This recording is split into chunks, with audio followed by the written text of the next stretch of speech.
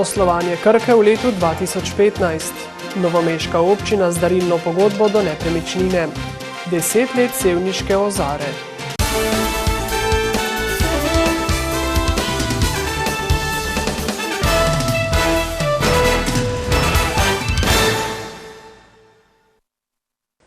Lepo pozdravljeni. V novomeškem farmacevtu so javnosti predstavili rezultate poslovanja v minulem letu.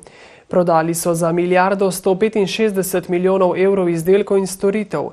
Količinsko je prodaja v primerjavi z letom 2014 večja za dobre 3%, čisti dobiček pa znaša 158 milijonov evrov.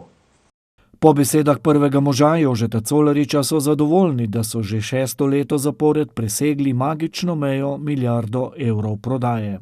Jaz verjamem, da bomo tudi v letu 2016, ko planiramo povečanje prodaje za 4% in tudi dobiček nekje na lanskoletnem nivoju, uspešno poslovali. Ob koncu minulega leta je imela Krka 10.564 sodelavcev, od tega jih dobra polovica dela v tujini. Odlično poslovanje se pozna tudi pri plačilu davkov. Tako so lani v državno blagajno vplačali enkrat več kot v letu prej. Če bi pa seveda skupaj pogledali vse od prispevkov, potem dohodnin, DDV-ja, davka na dobiček in tole, govorimo pa seveda o zneskih krepko nad 100 milijonov. Lansko leto je bilo investicijsko zelo močno, za naložbe so odšteli 158 milijonov evrov in namenu predali 2 ključni pridobitvi. V Krškem tovarno Sinteza 1, vredno 85 milijonov, na osrednji lokaciji Loč na Novem mestu pa največjo naložbo v zgodovini Notol 2, vredno 200 milijonov evrov. Še vedno največ prodajo zdravil na recept, kar 83%, sledijo pa izdelki brez recepta. Colarič je potrdil, da če bi našli na trgu primerno podjetje, bi ga Krka kupila.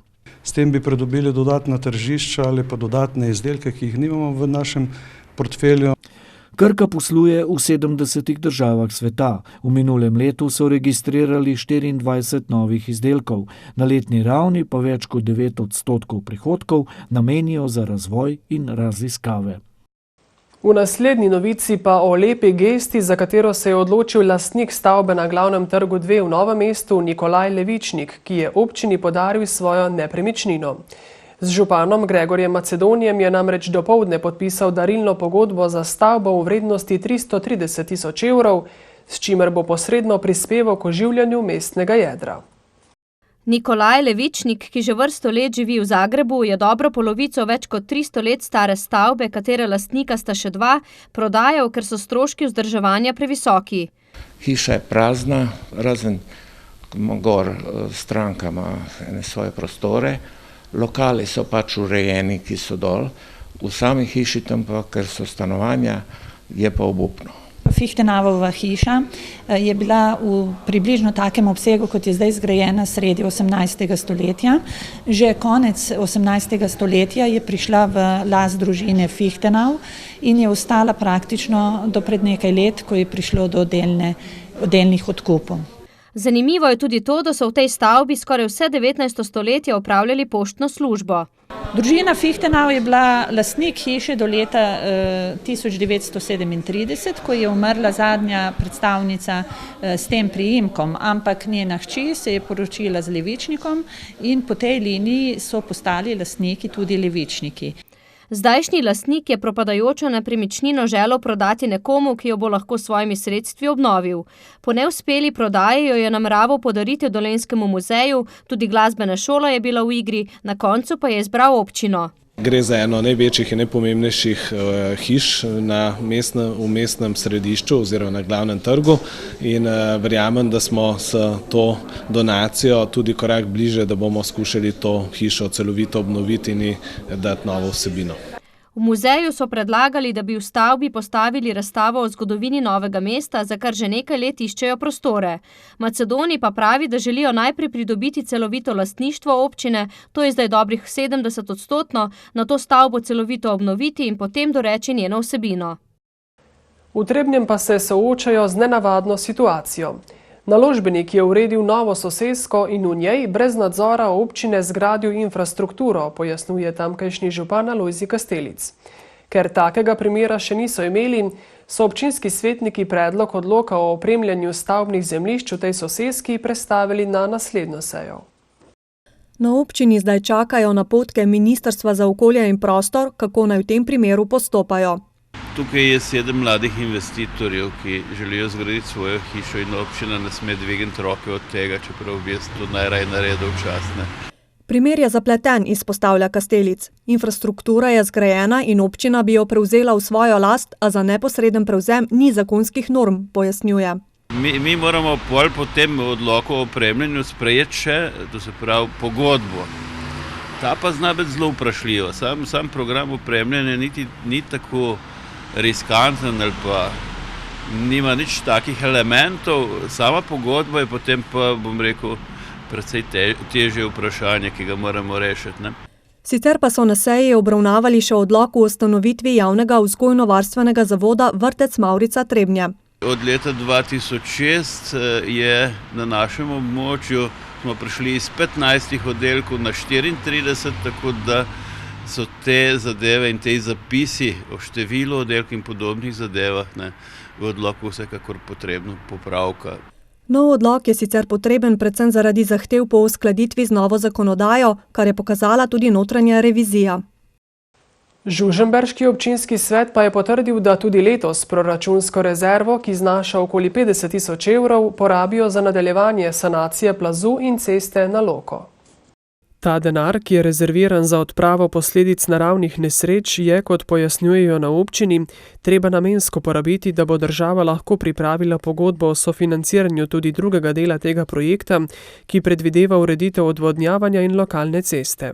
Računamo na mesec do 2 pripravo te pogodbe po današnjem sklepu in seveda takrat tudi pričetek druge faze. Razpis je bil že narejen, tako da se zadeva lahko skoraj v trenutku prične v nadaljevanju. Svetniki so na zadnji seji sprejeli tudi odlok o prerazporeditvah sredstev letošnjega proračuna in o dopolnitvi načrta razvojnih programov. Zaradi čim večjega prihranka občina namreč želi nekatere naložbe združevati. Za razpis in za porabo teh sredstev rabimo dokumentacijo, rabimo tudi podlago in zagotovitev denarja v proračunu, da lahko izvedemo razpis. Če tega nimajo predvidenega v proračunu, se ne morejo javiti na določen razpis, čeprav bi bili upravičeni do denarja, pojasnjuje župan. Največ sredstev prerazporejenih iz Suhokranjskega vodovoda, iz te postavke in pa seveda vzdrževanje cest na našem območju. Suhokranjski vodovod se namreč nekoliko zamika, je pojasnil Škufca in dodal, da ko bodo dobili odločbo o sofinanciranju, bodo denar z rebalansom proračuna prerazporedili nazaj.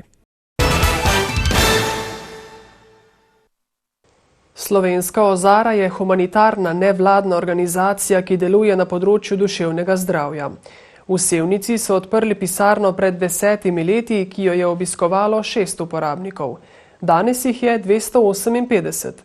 Želijo pa odpreti še dnevni center. Iz pisarne v starem delu Sevnice so se kmalu po začetnem delovanju preselili v stavbo poslovnega centra nasproti zdravstvenega doma, s katerim tudi zelo dobro sodelujejo. Marsikoga namreč od tam napotijo v Ozaro, kjer potekajo razne delavnice.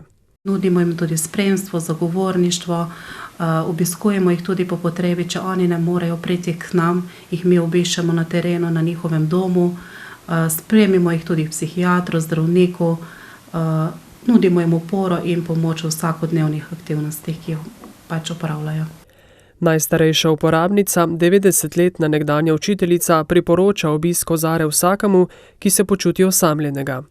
Ni mu treba delati, nič mu ni treba govoriti, če noče, nič, ampak verjemite, da se bo nabral veliko dobre volje.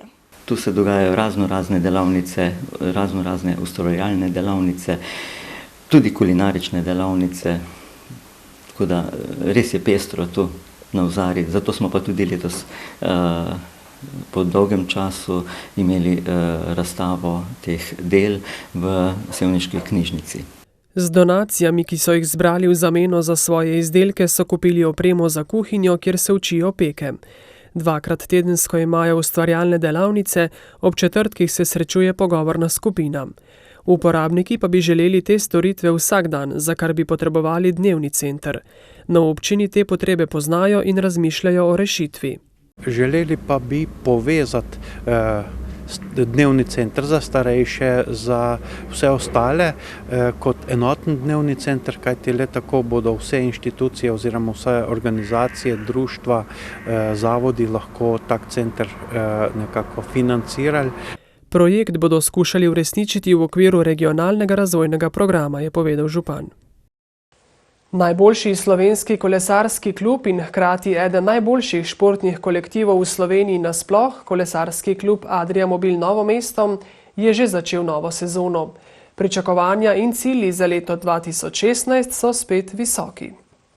Nova tekmovalna sezona je stara šele nekaj dni, prvi uspehi novomeških kolesarjev pa so dokaz, da so med pripravami dobro delali. Naša sezona se je res komaj začela, vendar smo začeli z izvrstnimi rezultati, že na prvi dirki v Poreču, smo bili drugi in tretji in potem v Izoli, ker smo v bistvu naredili oziroma poskušali narediti čim težjo dirko po našem okusu. To se nam je potem išlo in smo lahko zmagali. V bistvu sezono smo začeli, nad pričakovanji.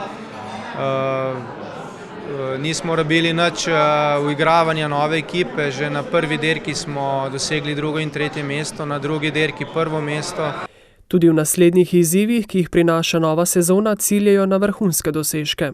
Glavni cilji ekipe so seveda velike etapne dirke. Prva bo dirka po Hrvaški, še prej enodnevna dirka, velika nagrada Adria Mobila, seveda domača dirka, mora biti motivacija. To pa dirka po Sloveniji, državno prvenstvo in letos po novem tudi dirka po Avstriji. Cilji ekipe so vedno visoki, torej vedno gremo na čim boljše rezultate in v kolesarstvu šteje samo zmaga. Klub sta zapustila Marko Kump in Primož Roglič, letošnja ekipa pa je zmes izkušenih tekmovalcev in mladih talentov. Mi dobivamo dosti mladih, oni pa veliko izkušenj od nas, tako da zelo dobro sodelujemo, učimo se eni od drugih, tako da super nam gre. Prav danes pa je dolgoletni član kluba Radoslav Rogina praznoval svoj 37. rojstni dan, kar so na predstavitvi ekipe proslavili s torto. Za konec še k letošnji akciji vašega kanala Osebnost meseca, v okviru katere tudi z vašo pomočjo izbiramo tiste, ki so najbolj zaznamovali minuli mesec. Med predlogi, ki ste nam jih posredovali, smo v uredništvu za Osebnost februarja izbrali naslednja 3 imena. Branka Bukovec, 36 let zaposlena na novomeški občini, zdaj pa upokojenka, je prejemnica srebrne plakete za ustvarjalno in organizacijsko delo v ljubiteljski kulturi, ki jo je podelil Javni sklad Republike Slovenije za kulturne dejavnosti. Štefan David je dolgoletni direktor šolskega centra Novo mesto, v katerem so februarja odprli razširjen del medpodjetniškega izobraževalnega centra in s tem omogočili izvajanje programa predšolske vzgoje v dolenjski prestolnici. Tretji predlog pa je Maja Vtič z Mirne, ki je v letošnji sezoni najboljša slovenska smučarska skakalka. Februarja je prvič zmagala, s svojimi dosežki pa že osvojila 3. mesto v skupnem seštevku svetovnega pokala in tako postala prva Slovenka s takšnim uspehom. Vaš glas za Osebnost februarja lahko date do ponedeljka 7. marca na elektronskem naslovu uredniki@tv-nm.si, naši Facebook strani, pa tudi na spletni strani vaskanal.com. Vsak glas šteje. Lep večer vam želimo.